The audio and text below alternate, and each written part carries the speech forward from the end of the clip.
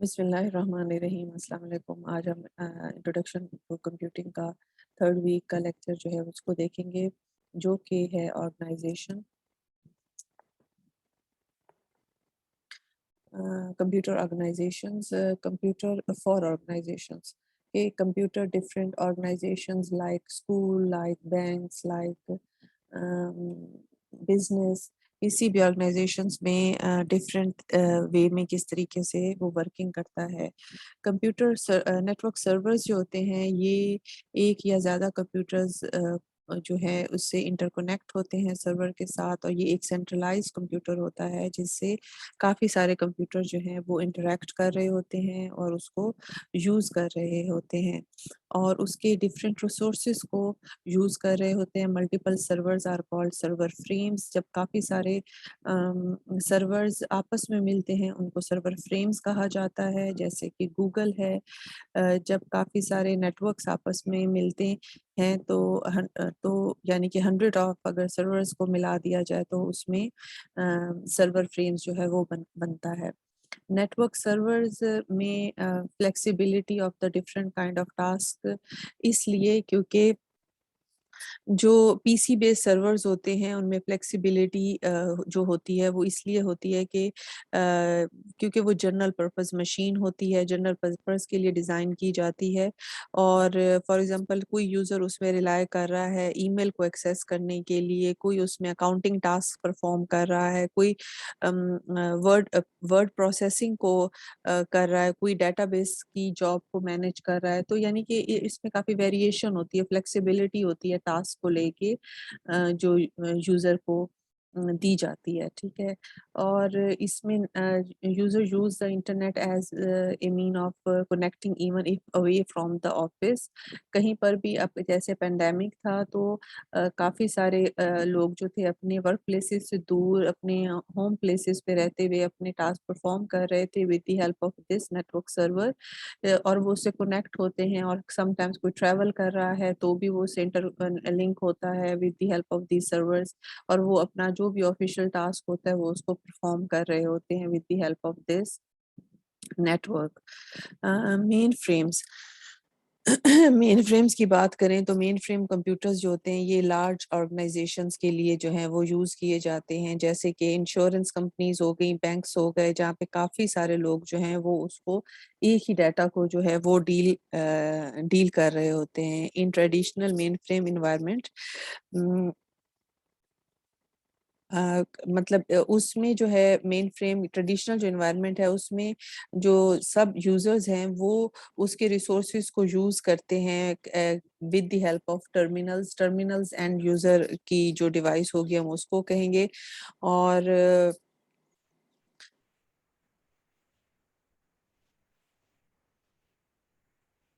और इसके साथ जो है हम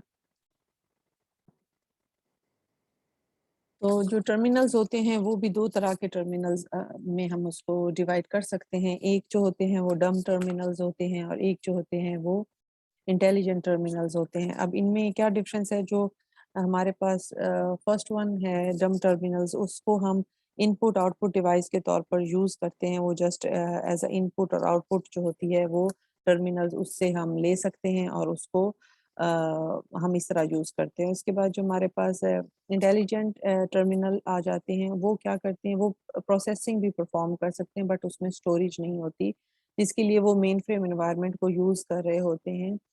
और मेन फ्रेम एनवायरनमेंट में जब आप उसको यूज़ करते हैं, उसके लिए उस एनवायरनमेंट को मोस्ट ऑफ द टाइम आपको उसकी अंडरस्टैंडिंग करने की ज़रूरत नहीं होती। फॉर एग्ज़ाम्पल आप किसी भी रिज़र्वेशन उसमें जाते हैं, आप कोई भी अपनी ऑनलाइन कोई टिकट बुक करते हैं, फ्लाइट की, बस की, तो आप क्या करते हैं, आप जाते हैं, जस्ट अपनी सीट रिज़र्व करते हैं एंड यू चेक आउट। तो उसके लिए उस सारे मेन फ्रेम एनवायरनमेंट की अंडरस्टैंडिंग जो है वो लेना is not important, not necessarily. So it's very easy to use the resources of mainframe, और उस पे रहते हुए इस तरीके से उस पे जो है वो उसको देखना।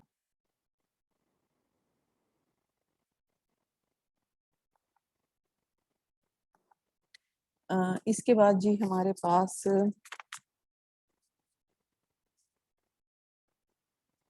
मेन फ्रेम्स जी, ये मेन फ्रेम्स ही को यहाँ पर भी डिस्क्राइब किया गया है।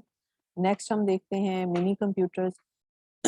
मिनी कंप्यूटर्स जो होते हैं इसको हम कह सकते हैं एक तो ये फर्स्ट रिलीज किए गए थे 1960s में, और इसको हम कह सकते हैं कि इन बिटवीन है main frame and personal computers.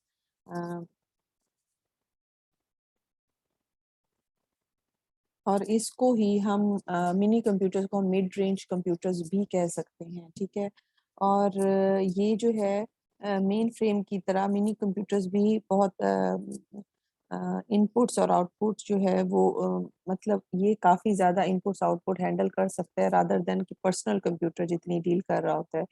और कुछ अगर मैं यहाँ कहा जा सकता है कि मिनी कंप्यूटर्स जो हैं वो पर्सनल कंप्यूटर्स के तौर पर भी अगर बनाए जाएँ तो वो बहुत ही पावरफुल मशीन्स होती हैं जो कि 100 ऑफ इनपुट्स को जो है वो डील कर सकती हैं। तो this is more powerful then the personal computer, ठीक है।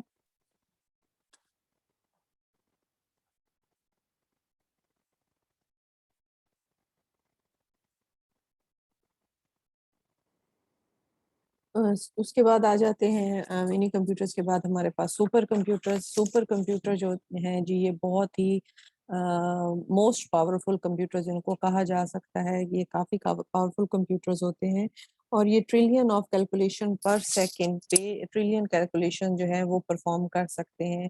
ये बहुत लार्ज कॉम्प्लेक्स किस्म की जो कैलकुलेशंस हैं उनको बहुत इजीली बहुत ही कम टाइम में उसको डील कर सकते हैं, और इसीलिए ही ये इस ये वहीं पर ये सिस्टम यूज़ किए जाते हैं या डिप्लॉय किए जाते हैं जहाँ पर इस किस्म की कैलकुलेशन रिक्वायर हो। बहुत ही जो जैसे कि फोरकास्टिंग वेदर हो गया और इस तरीके की जो भी हैवी किस्म की अगर हम कॉम्प्लेक्स कैलकुलेशंस परफॉर्म करवानी हो और जल्द और कम टाइम में करवानी हो, तो सुपर कंप्यूटर्स जो हैं वो उसमें बहुत ही इम्पोर्टेंट रोल प्ले करते हैं। इसके बाद आ जाते हैं जी हमारे पास नेक्स्ट जो टॉपिक है ऑर्गेनाइजेशंस की ही हम कंप्यूटर फॉर ऑर्गेनाइजेशंस की ही बात करें तो उसमें सोसाइटीज पे ये किस तरीके से इम्पैक्ट करता है। तो कंप्यूटर एक ऐसी इन्वेंशन है जिसने आई थिंक काफ़ी ज़्यादा इम्पैक्ट डाला है सोसाइटी पे। इसकी क्रिएशन के बाद आप कहीं पर भी देख सकते हैं, आप किसी भी ऑर्गेनाइजेशन में देखें, कहीं अपनी डेली लाइफ में देखें तो कंप्यूटर्स हमारी डेली लाइफ में इन्वॉल्व हैं, हर किसी की लाइफ में। इस टाइम भी आप कंप्यूटर्स पे, अपने मोबाइल्स पे, स्मार्टफ़ोन्स पे, टैबलेट्स पे, किसी भी अपने जो एंड यूज़र के पास जो भी डिवाइस है उसकी हेल्प से आप ये जो है लेक्चर इस वक़्त और नेटवर्क को यूज़ करते हुए इंटरनेट को यूज़ करते हुए सुन पा रहे हैं, ठीक है?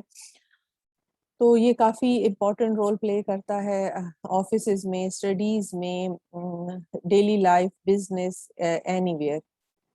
इससे जी क्या होता है काफ़ी सारे इसके बेनिफिट्स हैं, लाइक ये इंफॉर्मेशन यूज़र को प्रोवाइड करने के लिए बहुत अहम एग्जैक्ट और कम टाइम में इंफॉर्मेशन प्रोवाइड करने का एक सोर्स है। ये क्रिटिकल जो और जो क्रिटिकल इन्फॉर्मेशंस होती हैं जैसे कि अगर या मैं कहूँ कि काफ़ी लार्ज उसमें इन्फॉर्मेशंस होती हैं तो उसको बहुत ही मैनेज एंड सॉर्टेड वे में स्टोर करता है और उसको उसी तरीके से बहुत ही कम टाइम में फिर इस तरीके की इंफॉर्मेशन को रिट्रीव करना आसान हो जाता है। मैनेज करता है डेटाबेस होते हैं डिफरेंट इंफॉर्मेशंस में जिसको इसको मैनेज किया जाता है। और जैसे कि इसमें हम एग्जांपल दूं कि कोई ऑफिस है उसने अपनी इंफॉर्मेशन को फाइल में स्टोर किया है और फाइल में स्टोर करते वक्त भी उन्होंने sorting and each and everything का ख्याल रखा, बट स्टिल वो कितने नंबर ऑफ रजिस्टर्स बन जाएंगे अगर वो ऑर्गेनाइजेशन थोड़ी बड़ी है और उसमें नंबर ऑफ डाटा जो उसके पास आता है वो काफी ज्यादा आता है। तो काफ़ी जब उसमें से किसी एक उसको इन्फॉर्मेशन लेनी होगी तो उस नंबर ऑफ रजिस्टर पे जाना होगा, उसके उस पेज पे पर्टिकुलर पेज पे इन्फॉर्मेशन देखनी होगी। बट फिर भी हम काफ़ी सारी इन्फॉर्मेशन को एक स्क्रीन पे नहीं देख पा पा सकते। बट समहाउ इसमें जो है ये पॉसिबल हो जाता है कि आप काफ़ी डिफरेंट जो डाटा की वेरिएशंस हैं, उसको वेरिएशंस करके डिफरेंट डायनामिक्स में डिफरेंट क्यूरीज लगाकर आप उसको इस तरह एक रिपोर्ट एक्सट्रैक्ट कर सकते हैं जिस पर किसी भी बिजनेस की डिसीजन मेकिंग हो सकती है इजीली। ठीक है, लाइक कोई स्टोर है और वो देखना चाहता है कि उसके कोई प्रोडक्ट कब और किस वक्त और किस प्रोडक्ट के साथ ज्यादा सेल हुई, तो वो इस तरह के एवेल्युएशन आपको नॉर्मल जो हमारा फाइल सिस्टम था उस पे करना काफी मुश्किल हो जाता है और उतने एक्यूरेट रिजल्ट नहीं आते। इसमें विद टाइम, विद प्रोडक्ट और कितना नंबर ऑफ कस्टमर्स ने उसको लिया और ये सारा कुछ करके हम इस नतीजे पे पहुंच सकते हैं। हम अपने फ्यूचर प्लानिंग्स करने में ये हमारे लिए काफी हेल्पफुल बन सकता है। और इसका जो इम्पैक्ट हमारे ऑटोमोबाइल पे पड़ा है वो आपके सामने इस वक्त स्क्रीन पे है कि पहले जो व्हीकल्स थी वो कितनी ज्यादा सिंपल व्हीकल्स जो थी वो यूज की जाती थी फॉर द ट्रैवलिंग। आप देखें कि बहुत like near to manual type ही इनका सिस्टम है जिसपे वो वर्क कर रही हैं। इसके बाद जो अब व्हीकल्स हैं जो कि अब आर्टिफिशियल इंटेलिजेंस को भी यूज करती हैं, खुद ड्राइव भी करती हैं और उनमें पता नहीं कितने किस तरह के सेंसर्स अवेलेबल हैं और क्या उनकी स्पीड और वेट गेन मतलब कंटेन करना और ट्रैवल करना वो सारा कुछ वो सारी चीजें काफी ज्यादा एडवांस हो चुकी हैं with the creation of this computer. तो ऑटोमोबाइल पे भी काफी इम्पैक्ट पड़ा है। और उसके बाद काफी एरियाज में इसका जो इम्पैक्ट है वो हमें नजर आता है। लाइक इधर हमारे पास डिफरेंट टाइप की डेली लाइफ की जो पिक्चर्स हैं वो ली गई हैं। कोई ऑफिस में काम कर रहा है, कोई रिसर्च कर रहा है, कोई लेबोरेटरी में के पर्पस में टेस्टिंग में ये परफॉर्म कर रहा है। तो ये काफी सारी जो हमारी डेली लाइफ की जो यूजेज है उसको में ये हेल्पफुल बनता है और उसको मजीद खूबसूरती से जो है वो अ, हम उसको देख सकते हैं और मजीद जो एक्यूरेशन है ऑफ डाटा एंड इंफॉर्मेशन वो भी हमें यहाँ देखने को जो है वो मिलती है।